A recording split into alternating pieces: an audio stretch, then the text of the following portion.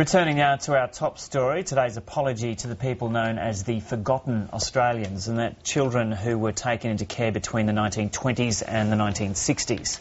Rachel Mealy joins us now from the Parramatta Girls Home, where a busload of former state wards are set to make their way to Canberra for the Prime Minister's apology.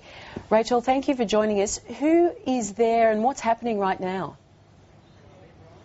Mary, a number of former residents of the Parramatta Girls Home are gathering here this morning. They're about to make their way down to Canberra for the apology, which starts, the ceremony in Canberra starts at 11 a.m. They're getting on a bus this morning, some old acquaintances being made here again this morning to make their way down to hear what they've all been waiting a long time to hear. I'm joined this morning by a former resident, Christina Green, who was here at the Parramatta Girls Home in the early 1970s. I think from 1971 to 73, is that right? Can you tell me a bit about your experience? You were institutionalised in homes like this from the age of 3 or...? From the age of 3 I was put into Bajura, and then I was fostered out to foster family, which was extremely abusive. I eventually ran away. Once you run away, you're charged with absconding. So that was my crime. I was sent to Linwood Hall. I had run away again and I was sent to Ormond, another institution, because of my age, and then I ran away again. So my crime was all the time running away from a bad situation, of being abused in every which way, and ending up here in Parramatta because of my age. So this facility was for the really naughty girls? It was classed as a place for the most extreme girls they were labelled as prostitutes and criminals, but we weren't. There was 3/4 of these people that came here were children that had just been placed here because they were their parents were war victims, so they wanted them here because they couldn't look after them, or because they were just state wards that were running away from a bad institution, whether that be an institution or foster placement, or from their family home. Tell me about some of the experiences here. You talked about before there's actually a place on site which was known as the dungeon. That's right. Just over there we've got the dungeon, and there was no light, no window, and it was a normal practice when a girl came that they end up in the dungeon, and that was to put fear into the girl.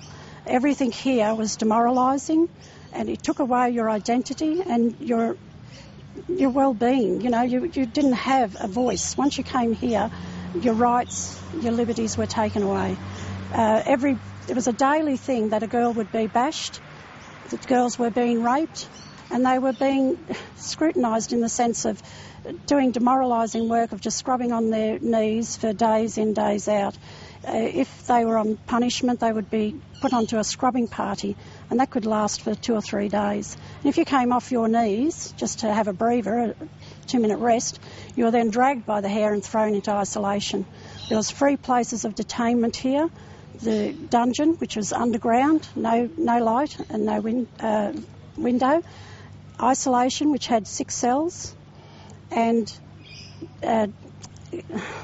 another place of confinement over here, which was to segregate you from the main building. So when you were here, did you know why you were here? Did you know what your mother knew about where you were? No, I was sent here because I was uncontrollable, because I'd been running away, and because I was an absconder. And when I actually pulled up here, I was so scared because of the high walls, and I could hear the left, right. We heard from other institutions, oh, don't go to Parramatta, because if you go to Parramatta, you'll be bashed. It's a terrible place.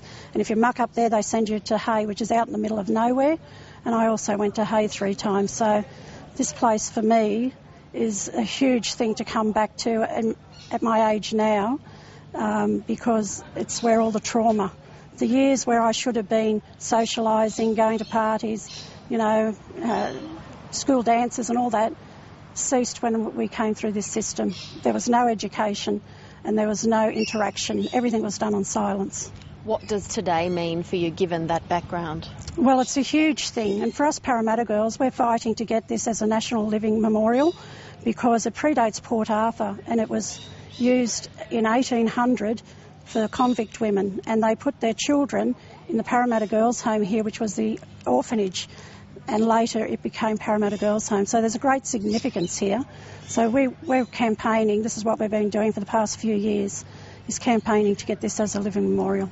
Your former residents and friends that you've reunited with over the last few years, you're joining a bus trip to go to Canberra this morning. What's that going to be like for you? Oh, it's going to be fantastic. It's going to be fantastic just to be united and to be able to talk, have a voice and go back proud and know that it wasn't our fault.